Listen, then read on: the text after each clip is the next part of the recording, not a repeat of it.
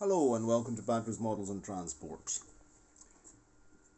So I want to show you how I'm making the frame and the bodywork of the trailer car in detail. In the previous video I gave a generic overview, and here I've already fitted half of the external skin. Here I've fitted the actual structure of the doors, but we'll cover, and I just cut these square, sort of very rough square windows in here. These are the only windows I had to cut out of 0.75 styrene, but I didn't really need to, be too careful, because the doors will be full length from here to here, down here, like on the rail car, okay? And I'll cover them with blue paper. I'll fit the glazing in here like that internally, and that'll cover. And I'll fit the glazing where I really need it, because I'll probably use some clippings of glazing, because I'll have lots of clippings here and there. So let's have a look at this. So once we turn it round, you can see that the frame is formed by 2mm thick 0.75mm styrene profiles and 6mm wide ones. So 2 wide, 6 wide, 0.75 thick. And in this way I create the kind of ladder structure, right? Frame, a ladder frame. Then I went and fitted the external skin at the specific height, which is 15mm, as you can see right there, 15mm. And after that I proceeded to fill in these gaps here, the spaces, because of course I'll be fitting the glazing in here, and I want to have a flush fitting. The glazing has to be able to glue on even under here, not to have an ugly gap. I've not bothered filling in the space at the top of the window here, because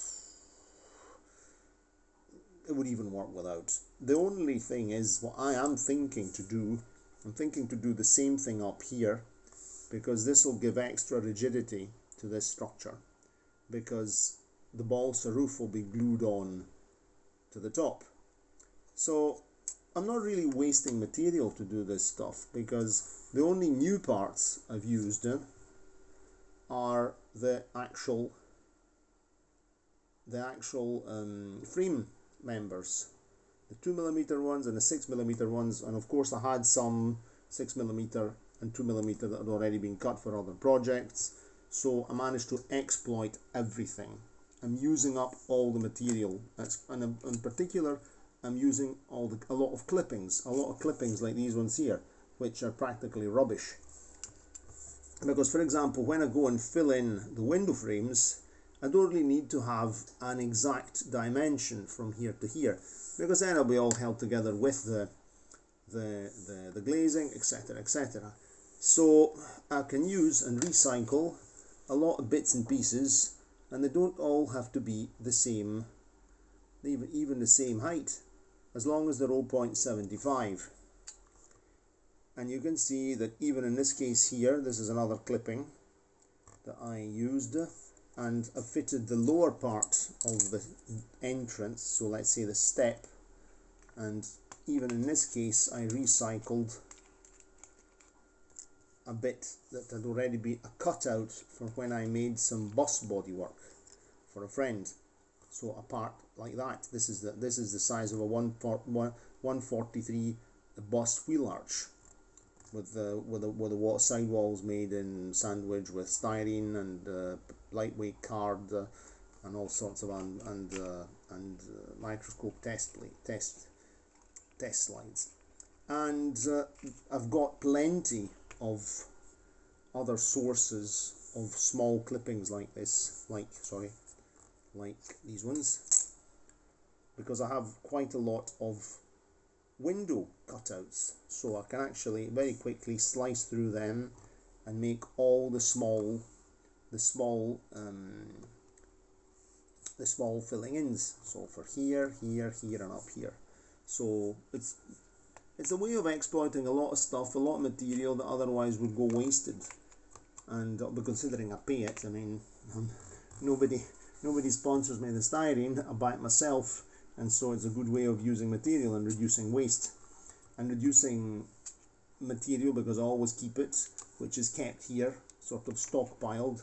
Plenty of stuff in here we can trim and cut, and so on the whole it's much faster. And you can see that the windows have a much more regular, the window openings are much more regular. I don't have to file them down, I don't need to, much less work, and they are thinner, so the walls are thinner, so a bit, some you could say more realistic, but I mean, even in this case here, railway carriage, it's not that unrealistic. It's quite okay. And anyway, you pay it. Sorry, not you pay it. Once you've painted it. So that's what I'm doing for the moment. Here there's a slight gap there, but that'll be filled with paint. Of course, what I could do, I could actually fit at the bottom here, make these sort of filling in profiles slightly, do a general fit of the skin without gluing it on, and then where I see that there's a gap, I make these a wee bit taller, and that way I glue them on, and that way I fill the gap and I have a sort of support for more paint, because in the end, at the end you fill it in with paint. But on the whole, I think it's quite nice. It's quite a good job and a good way of using up material. So that's it for the moment. See you in the next one. I'll continue work on this and continue keeping you up to date. Cheerio! If you liked the video, give it a like, subscribe to the channel, share, and click the notification bell, and etc. Ciao, ciao!